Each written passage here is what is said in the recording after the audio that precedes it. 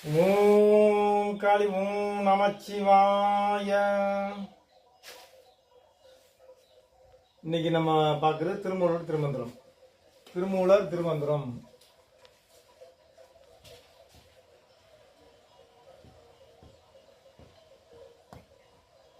திருமந்திரம்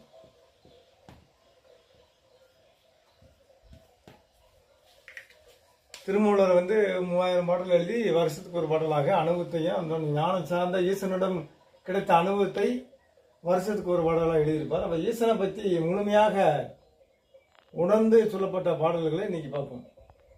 பரம தெய்வம் ஈசன், அனைத்துக்கும் அண்டத்துக்கும் பிண்டத்துக்கும் சர்வத்துக்கும் ஈசன்.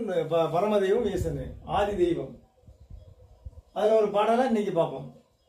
அஞ்சும் கடந்த அமதி பரம தெய்வம், நெஞ்சமுது ஆய நிமலன் பிறப்பிலி, விஞ்சும் உடலுயிர் வேறுபடுத்திட வஞ்சந்திருந்த வகையறிந்தேனே. அஞ்சு கடந்த அனைத்து வகையான மாசுகளையும் மாணவ கண்மம் மாய காமவெளியும் மயக்கம்ங்கிற அந்த ஒரு கசடுகளை கடந்தவன் ஈசனாவான். கசடுகளை கடந்து அமைதியான பரம்பொருளான இருக்கவன், ஆதி அந்தம் இல்லாத பரம்பொருளான இருக்கவன் ஈசனாவான், பரமதெய்வம் ஆவான். அப்படிப்பட்ட ஈசன் நெஞ்சமுது ஆய நிமலன் பிறப்பிலி, நல்லதை நினைக்கக்கூடிய நெஞ்சங்களில் தூய்மையாக நிமலனாக தூய்மையாக அமர்வன் ஈசனாவான். பிறப்பிலி, அவனுக்கு இறப்பும் இல்லை பிறப்பும் இல்லை இறப்பும் இல்லை. எந்த தாயின் கருவனும் பிறக்காதவன், தாயின் கருவனும் பிறக்காதவன் ஈசன். பிறப்பலி விஞ்ஞகன் பேரலார்னு ஒரு பாடலே இருக்கு. பிறப்பலி பிறக்காதவன், யார் வகுத்திலும் பிறக்காத ஆதி பரம்பொருளாவான், ஆதியும் அந்தம் இல்லாத சர்வேச பரம்பொருளாவான். விஞ்சும் உடலில் வேறுபடுத்திட, உடலை விட்டு இந்த உயிரும் ஆன்மாவும் பிரியும் போது அதை தனியாக பிரித்து தன்னோடு இணைத்துக் கொள்பவன், வேறாக பிரித்து தன்னோடு இணைத்துக் கொள்பவன் ஈசனாவான். வஞ்சம் திருந்த வகையறிந்தேனே. அப்படிப்பட்ட அந்த மாயையை படைத்து, மாயையுடைய சூட்சுமத்தை படைத்து அந்த ஒவ்வொரு உயிரிலையும் காத்து, அதை ஒவ்வொன்றையும் காத்து அதை உலகெங்கும் உயிர்களை காத்து ரசிக்கக்கூடிய பரம்பொருளான சூட்சமாக இருப்பவன் ஈசனாவான்.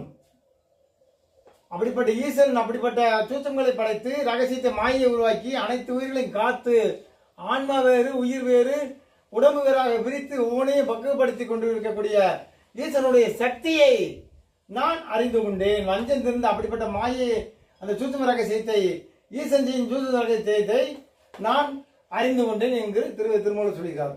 வஞ்சம் திருந்த வகையிருந்தேன், அவனுடைய சூட்சும ரகசியத்தை மாயை கலந்து உலக உயிர்களை பதிபசு பாசமாக இயக்கக்கூடிய ரகசியத்தையும் நான் அறிந்து கொண்டேன் என்று திருமூலர் சொல்கிறார்.